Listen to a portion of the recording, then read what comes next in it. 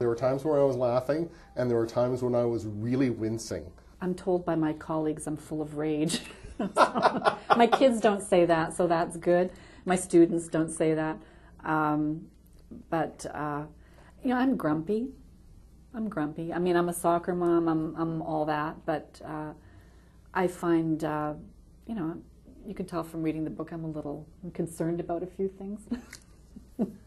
It's mostly two women, Yeah, we're looking at, basically it's a book built on 3 asks, like 3 wishes. There's 3 times when the Prime Minister of Canada, within 2008 and the end of 2009, has to receive the Governor-General's blessing for a snap election or a couple of prorogations. Must have this. And to make sure that the Governor-General, and this is fiction, this is a novel, to make sure the Governor-General follows the letters patent, but also listens to the PMO. He's brought in his wife, Becky Leggett, a redhead, a great mother of 3 kids, a university-age daughter, to kind of work with the Governor-General to make sure that things conform to his plan. So it's basically looking at 2 housewives, as close as a jog apart, but farther than a cup of sugar apart, both living on Sussex Drive, and how their lives interweave, and particularly during these 3 occasions. So we have the female Governor-General, who's Michael Jean-esque, except instead of being from Haiti, she's from Africa. She's from Saint-Bertrand, Africa, fictional country. Yeah, and she's kind of a mix, I think, of Serena Williams, the tennis star, and Zadie Smith, the British novelist. And she's an economic immigrant. Her parents were wealthy, and she's been involved in philanthropic work with a little organization called We Care, O-U-I, Care. And her husband is an actor, a Quebecois actor. And she's quite madly in love with him. And her first husband was a First Nations activist who mysteriously drowned. Becky, the wife of the Prime Minister, there are times when she's like the happy soccer mom, and there are times when she's Lady Macbeth. Thank you. Yeah, she's a stealth weapon. She can wake up in the morning and she's singing, to the song I Feel Pretty, majority, majority. I mean, she's singing from her husband's song sheet. And she believes in it deeply. But what happens in the novel is, after a while, I think she starts to question the tactics that are being used. And I think she's looking at the big picture of her life and her family's life. And the question is, how does a mom, or how does this Prime Minister's wife continue to play follow the leader when she doesn't believe in it anymore?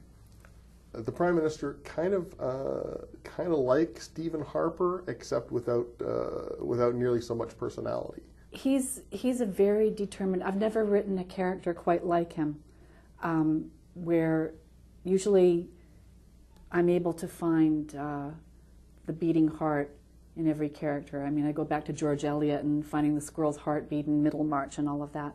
I suspect it's there, but my Prime Minister in the novel has a real goal, and he really wants to succeed at it. Sometimes you get so caught up in the excitement of the story that you forget that it's a satire.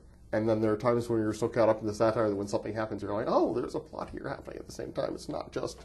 So how did you manage to get both those pistons going? When I'm writing and I'm in Becky's head or Lisa's head, I'm kind of going with what they're doing and what they're wanting in that particular chapter, what's going on for them. And then other times, the book is, I know, quite dark in other places and very serious.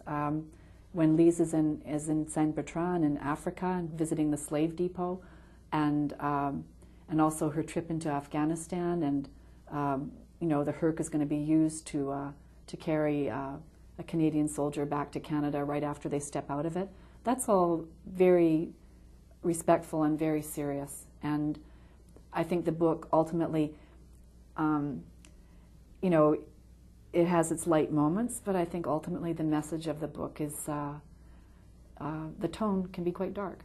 And I'm comfortable with that because their lives are like that. They might be, you know, cutting a ribbon one day and getting their hair done to go to the awards ceremony, but they're dealing with families who've lost a child in Afghanistan, or they're meeting women's groups in Africa, and maybe while the trade mission is going on over there, they're meeting people who are impoverished and hungry and have medical issues and all of that. And I think it must be, for people in public office, it must be a tremendous balancing act to keep your poise and to keep your soul. Because for what they have to carry, not only with dealing with their own families back home, and we all know how intensely busy we are with our kids and our, you know, whatever shape our careers are in, to do that and then go out and put on a public face and look at people who are, you know, in far deeper horror than we even know about. I think it takes quite a human being to do that. So I couldn't write the book only about getting a manicure to go to the Museum of Civilization, or whatever it's called now. It had to be about what I surmised it would be like to carry that load. And I think it's a heavy load. The book is Sussex Drive, a novel. I've been speaking with the author, Linda Svendsen, and Sussex Drive, published by Random House of Canada.